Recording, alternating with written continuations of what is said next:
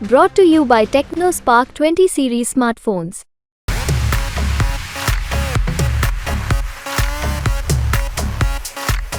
अखिलेश यादव तो अब कन्नौज की रणभूमि में उतर रहे हैं, तो क्या राहुल गांधी और प्रियंका गांधी भी अमेठी और रायबरेली से उतरेंगे?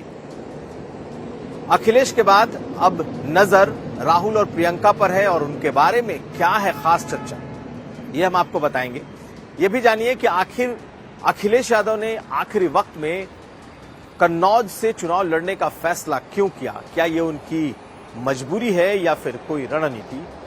और आखिर में ये बताएंगे कि तेज प्रताप यादव का टिकट तो कटा, तो क्या वो मायूस हैं या फिर परिवार और पार्टी के साथ? ये तमाम खबरें आज का यूपी में। नमस्कार, मैं हूं कुमार अभिषेक, आप देख रहे हैं यूपी तक। हम हाजिर हैं अपने न्यूज शो आज का यूपी लेकर। तो आज अखिलेश यादव की तरफ से रामगोपाल यादव ने यह ऐलान कर दिया सबसे पहले कि अखिलेश यादव कन्नौज का चुनाव लड़ रहे हैं। 2 दिन पहले तक ये बात बिल्कुल साफ नहीं थी कि आखिर कन्नौज लड़ेगा कौन। क्या अखिलेश खुद कन्नौज का किरण में उतरेंगे या फिर तेज प्रताप उतरेंगे? 2 दिन पहले तेज प्रताप के नाम का ऐलान भी हो गया था, लेकिन आज रामगोपाल यादव ने तमाम संभावनाओं को बताते हुए ये कह दिया कि अखिलेश ही चुनाव मैदान में उतरेंगे और वही नामांकन करेंगे। सुनिए क्या कहा है रामगोपाल यादव ने। अभी भी ये कहा जा रहा है कि जो कन्नौज का टिकट है अखिलेश को लड़ सकते हैं। कोई कंफ्यूजन नहीं, कल 12 बजे कन्नौज में अखिलेश यादव नामांकन करेंगे। No confusion. तो इसका मतलब अब ये हो गया कि उनका टिकट नहीं होगा, तेज प्रताप यादव नहीं लड़ेंगे, अखिलेश यादव नामांकन करेंगे। हालांकि अखिलेश यादव ने भी आज सैफई में इस बात के संकेत दे दिए थे कि कल जब नामांकन होगा तब पता चलेगा कि कौन है उम्मीदवार। दरअसल उन्होंने अपने भतीजे तेज प्रताप के नाम का पहले ही ऐलान कर रखा था, इसलिए अब ये माना जा रहा था कि उनके नाम को आसानी से हटाना या काटना संभव नहीं है। इसलिए कुछ वक्त जरूर लग गया जब पार्टी ने यह फैसला लिया, और पहला ऐलान रामगोपाल यादव ने ही किया। अखिलेश यादव ने कहा कि हां, कल आपको पता लगेगा, हो सकता है आज भी पता चल जाए। सुनिए क्या कह रहे हैं अखिलेश यादव। कन्नौज से चुनाव लड़ने की चर्चा है, क्या लगता है कि क्या तेज प्रताप लड़ेंगे या आप भी कहीं से फिर लड़ेंगे? देखिए, जब नॉमिनेशन होगा तो आपको खुद पता लग जाएगा जी। अरे तुम रोल करो। नॉमिनेशन होगा तो आपको पता लग जाएगा। कौन है यार? और हो सकता है नॉमिनेशन से पहले ही आपकी जानकारी होगी। तो ये समाजवादी पार्टी की मजबूरी है या फिर कोई रणनीति? दरअसल अखिलेश यादव पिछले 1.5 सालों से लगातार सक्रिय थे कन्नौज को लेकर, और कन्नौज में उन्होंने कई बार इशारों में यह कहा था कि वो यहां से चुनाव लड़ सकते हैं, लेकिन उनके ऊपर एक नैतिक दबाव भी था, और यह नैतिक दबाव था तेज प्रताप यादव का। दरअसल मुलायम सिंह यादव के निधन के बाद तेज प्रताप यादव के बारे में कहा जा रहा था कि वो मैनपुरी से चुनाव लड़ेंगे, लेकिन तब अखिलेश यादव ने यह फैसला लिया कि मैनपुरी से डिंपल यादव चुनाव लड़ेंगे, और उन्हें रोका गया कि आपको एडजस्ट किया जाएगा। जब रामपुर की बारी आई तब भी यह चर्चा निकली कि रामपुर से जब आजम खान ने मना कर दिया तो तेज प्रताप यादव चुनाव लड़ सकते हैं, और इसका ऐलान लगभग होने वाला था। तेज प्रताप ने वहां से भी अपनी तैयारी लगभग पूरी रखी थी, लेकिन आखिरी वक्त में वहां जब बखेड़ा खड़ा हुआ तो अखिलेश यादव ने तेज प्रताप का नाम वहां से भी पीछे कर दिया। और इस नैतिक दबाव के चलते कहें या फिर किसी रणनीति के चलते अखिलेश यादव ने 2 दिन पहले तेज प्रताप यादव का नाम कन्नौज से उनके नाम का ऐलान कर दिया। लेकिन नाम के ऐलान के तुरंत बाद ही कार्यकर्ताओं का दबाव बढ़ने लगा, और तो और कन्नौज की जो पार्टी यूनिट है, पार्टी इकाई है, उसने एक तरीके से विद्रोह कर दिया, रिवोल्ट कर दिया, और 1 दिन पहले अखिलेश यादव से मुलाकात कर ये कहा कि अगर आप नहीं लड़ेंगे तो ये सीट बचाना मुश्किल होगा। जैसे ही ये बात सामने आई, अखिलेश यादव ने भी अपनी सहमति दे दी।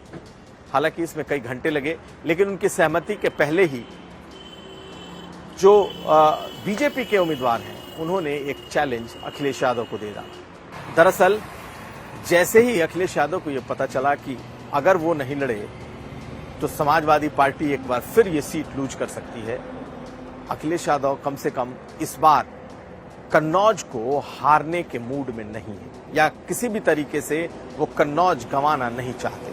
99 से लेकर 2019 तक कन्नौज की सीट समाजवादी पार्टी के पास थी और ये अखिलेश यादव के दिल के बेहद करीब सीट है।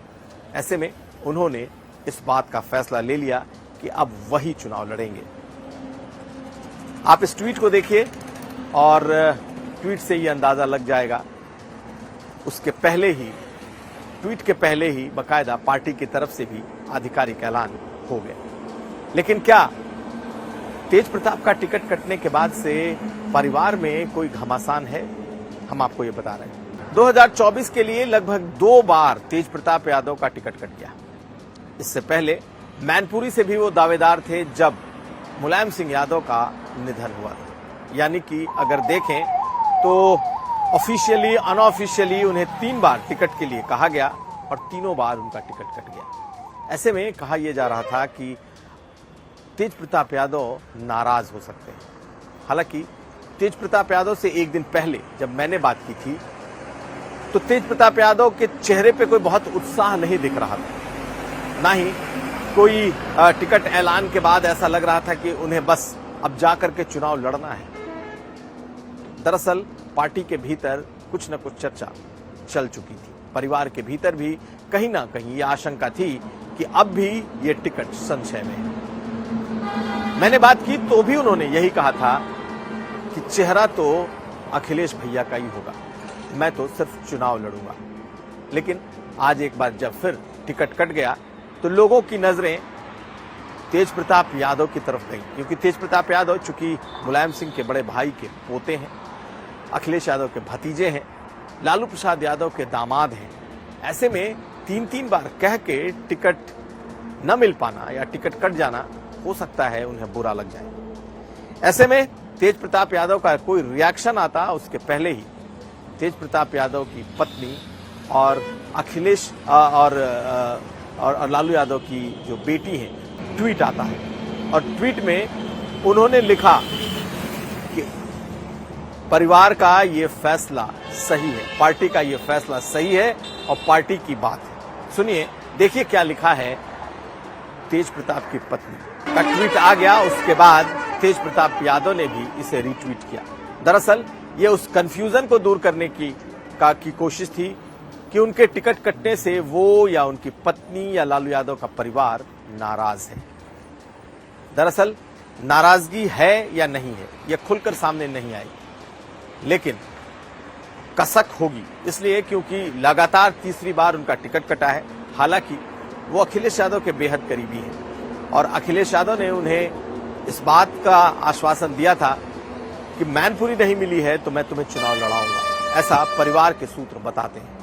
लेकिन इस बार भी कोई न कोई ऐसी मजबूरी सामने आ गई कि इस बार भी उन्हें टिकट नहीं मिल पाया। अब नजर इस बात पर रहेगी कि अगली बार क्या उन्हें कहीं से टिकट मिलता है या फिर किसी वो सदन में भेजे जाते हैं।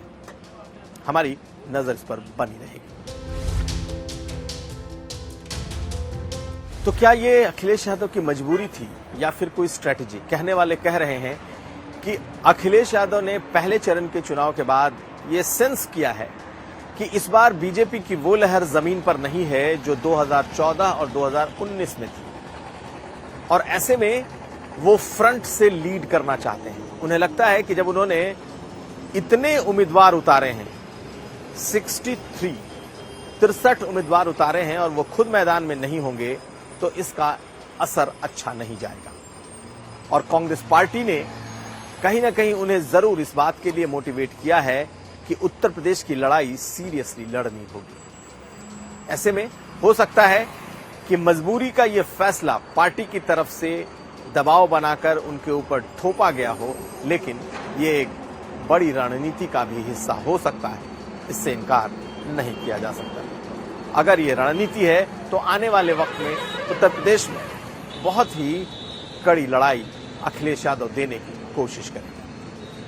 अब हम आपको बताने जा रहे हैं कि क्या राहुल गांधी और प्रियंका गांधी भी अमेठी और रायबरेली से चुनाव लड़ने जा रहे हैं। दरअसल आज सूत्रों के हवाले से एक खबर आई और खबर ये कि ये दोनों राहुल गांधी और प्रियंका गांधी दोनों अमेठी और रायबरेली से चुनाव लड़ेंगे।